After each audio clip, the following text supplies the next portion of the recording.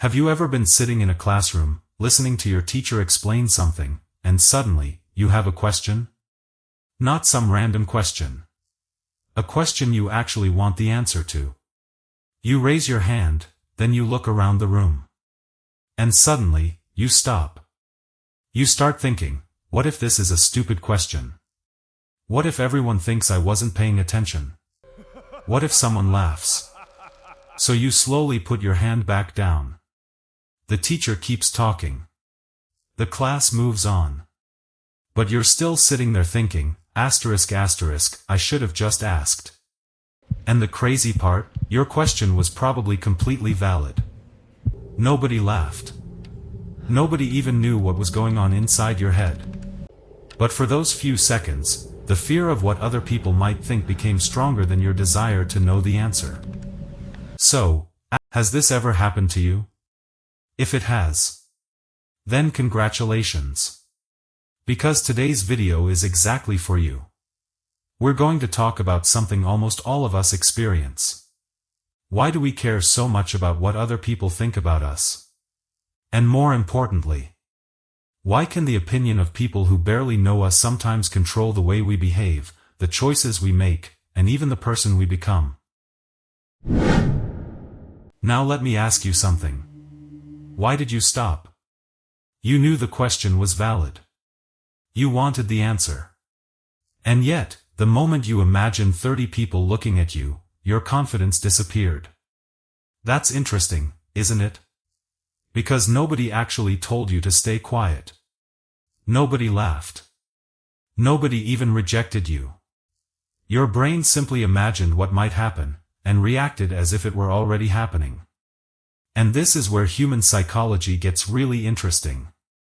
Because the fear of judgment isn't always about what people are actually saying about you. Sometimes, it's about what you think they might be thinking. And there's a huge difference. Think about how often this happens in everyday life.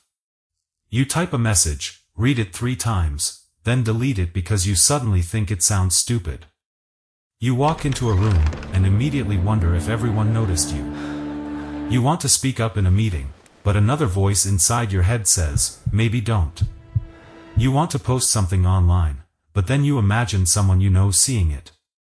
And suddenly, something you were excited about 5 minutes ago, feels embarrassing.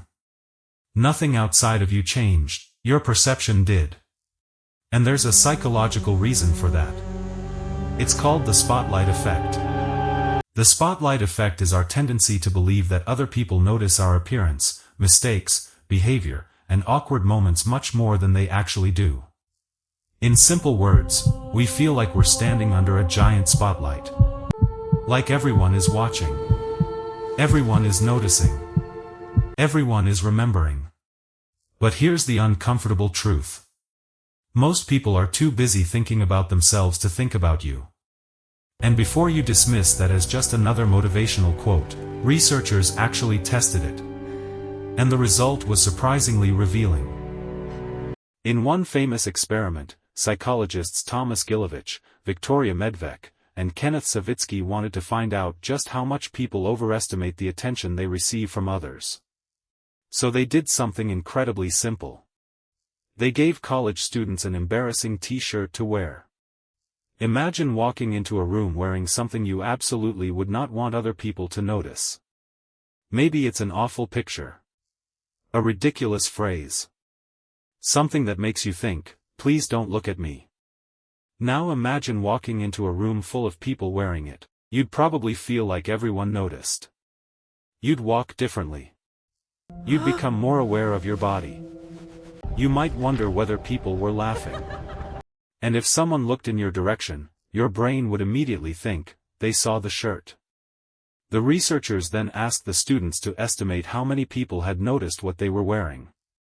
And the students significantly overestimated how many people had actually noticed. Think about what that means. They felt like the entire room was aware of them. But the room wasn't nearly as focused on them as they imagined. The embarrassment was real. The feeling of being watched was real. But the amount of attention they believed they were receiving was exaggerated. And this is the part that makes the experiment so powerful. Because you don't need to wear an embarrassing t-shirt to experience the same thing. You can experience it while giving a presentation, while walking into a party, while speaking in class, while posting a picture, while walking into a gym for the first time, or while simply sitting somewhere alone. You can feel like there's a spotlight on you, even when nobody is holding one. And that raises a much deeper question. Why does the human brain do this in the first place? Why are we so sensitive to other people's opinions? Why does being judged feel so uncomfortable? And why can a simple thought like, what are they going to think, sometimes stop us from doing something we genuinely want to do? The answer takes us much further back than the classroom. Much further back than social media. Because caring about other people's opinions isn't some modern weakness. It's part of being human. Now imagine something. You're walking into a room where you don't know anyone. Maybe it's your first day at a new job. Maybe it's a college class. Maybe it's a party where you only know one person. You open the door, and for a second, you feel completely normal.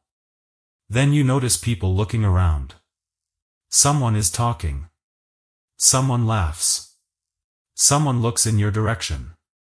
And suddenly, you become aware of yourself. How am I standing? Do I look nervous? Should I smile?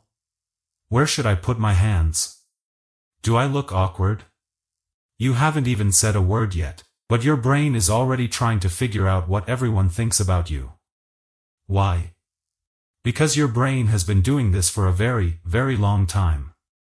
Long before Instagram. Long before TikTok. Long before classrooms and job interviews. Human beings have always depended on other human beings.